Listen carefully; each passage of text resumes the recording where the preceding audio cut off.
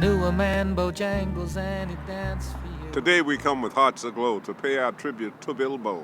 Yes, Bill Bojangles Robinson, for whom this work of art was done. This statue by John Temple Witt is a tribute to the efforts of the Astoria Beneficial Club, founded in the year 1901 in my father's front parlor. Founded by 21 African-American young men, all of whom had paid their poll taxes and had taken the literacy test so that they were now eligible to vote. The mission of the club was to promote civic interest and voter registration. When Bill was a youngster on the street, he would sell peas, shine shoes, and dance for pennies and nickels. But very few people realized at that time that one day he would climb a stairway to the stars and become enshrined in Dancing's Hall of Fame. He was an outstanding star, dancer, performer, movie actor, and he and Shirley Temple made many outstanding pictures together. Did a beautiful job of teaching Shirley how to dance. Bill Bojangles Robinson had a theater in Richmond in Churchill named in his honor. And Bill was always first and foremost to emphasize the fact that he was Richmond bred and born. On yonder corner of the street there stands a symbol hard to beat, a guiding light that protects students as they come back and forth. When Bill was playing at the National Theater, he was held over for 2 weeks, and during that time he saw a little girl almost run over at this corner. He went down to the mayor and said, "We need some traffic lights north of Broad Street." The mayor said, "These are Depression times, and we don't have the money, Bill." And so he said, "You put the light up and I'll pay for it." I will always remember the day that the street light was dedicated. The 4 years I was in high school, we only went 4 hours a day because the schools were overcrowded. Juniors and seniors went from 8 to 12, and freshmen and sophomores went from 12 to 4. And actually, I didn't have to go to school that afternoon because they had the dedication at 1 o'clock, and we had the full day off. All of the dignitaries were gathered around Bill at the light, and when he finally pulled the switch, there was a great outburst. Actually, you would say that Bill was a black conservative in the true sense because he believed in individual initiative instead of waiting on the government. And so he was truly the consummate black conservative where this particular item was concerned. This is our tribute to Bill Bojangles Robinson, for whom this work of art was done. This is the Ebenezer Baptist Church, founded in 1858 before emancipation. This was the third African Baptist church. The First Baptist Church branched off from the white First Baptist Church. The Second Baptist Church branched off from the white Second Baptist Church, but this was the first church to actually start out as a black Baptist church. Because about a few months earlier, the 3rd Street AME Zion Church was founded down on 3rd Street. They thought that there would be some confusion over the names of 3rd African Baptist, and so they decided to name this the Ebenezer Baptist Church. And it has been a stellar light in religious activity where Richmond has concerned for years. Hudson Memorial College was founded in this church, as was the first classes at Baker School in this church. The first pastor was a graduate of Yale, Peyton Randolph, and the second one was a Reverend Richard Wells. Reverend Wells sort of had a little thing going with John Jasper. John Jasper was not educated, and he felt a little intimidated. And there's a story told where he came into his church one day and said to the congregation, "What does V-I-N-E spell?" And everybody said vine. And he said, "What does Y-A-R-D spell?" And everyone said yard. And he said, "What does V-I-N-E Y-A-R-D spell?" And they said vine, yard.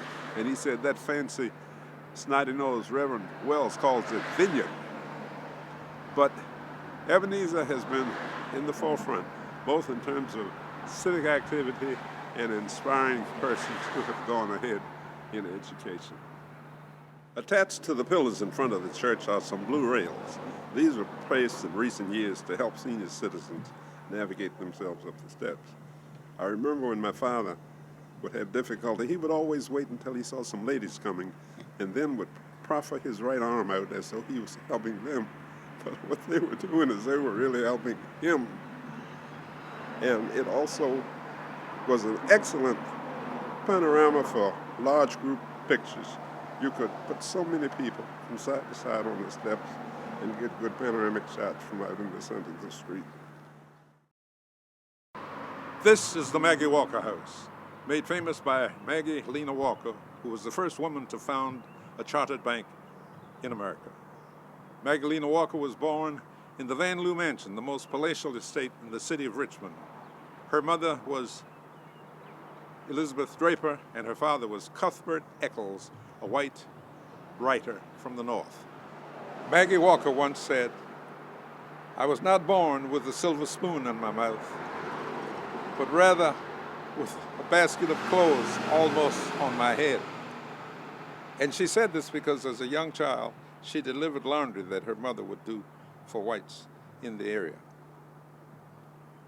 Maggie Walker finished the schools in Richmond and had the distinction of being a part of the first school strike against discrimination.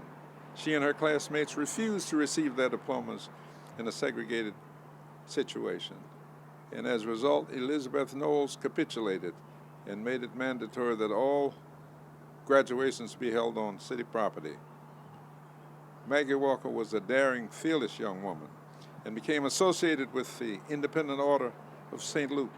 One of the joys of my youth was watching parades, and one special group was the St. Luke group, and particularly with its cadet corps, which was headed by Maggie Walker's grandson, Armstead Walker.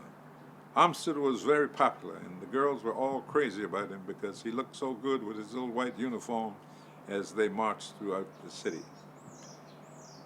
I had the pleasure also of attending sessions on Saturdays where my matron would give us certain things to learn and to do. And it was always exciting going to the St. Luke Hall.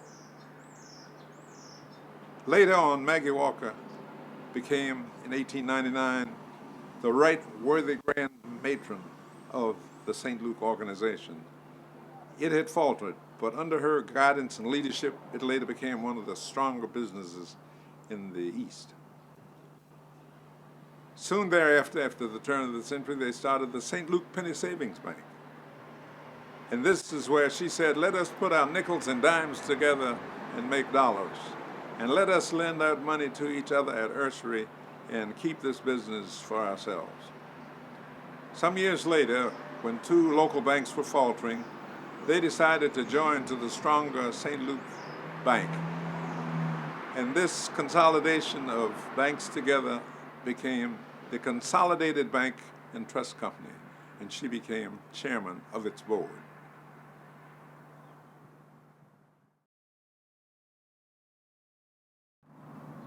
This is the Consolidated Bank and Trust Company, formed by the union of the strong St. Luke Bank and the faltering 2nd Street Savings Bank and the Commercial Bank. They elected as its chairman of its board Miss Maggie Lena Walker, former president of the St. Luke Bank, the first bank to be founded in America by a woman. The early years offered great opportunities. Most of the success of the bank was due not only to Mrs. Walker's presence, but to the business acumen of one Emmett Carlton Burke, who had at one time been cashier for the Bank of the Grand Fountain of the Order of the True Reformers, which was the first black bank for blacks in America. We're now passing Moville the Cleaner, owned by Robert Charles. He's been the owner for about almost 40 years and had been serving in this area for almost 60 years. Across the street was Barkey's Record Shop and Waller's Jewelry Shop. Both of those businesses have now moved to Broad Street. We are now beginning to approach 416 North First Street, which was my office for 41 years, where our theme was to teach preventive dentistry, to teach people how to stay out of trouble by proper cleaning methods and so forth. We're pleased to have had the opportunity to be with you on this tour, and if ever you're in our town again, we will be happy to be able to render further service to you in helping you to appreciate the history that is Richmond and 1st and 2nd Street off of beautiful Jackson Ward. Life was hard in Jackson Ward, but also sweet on 1st and 2nd Street.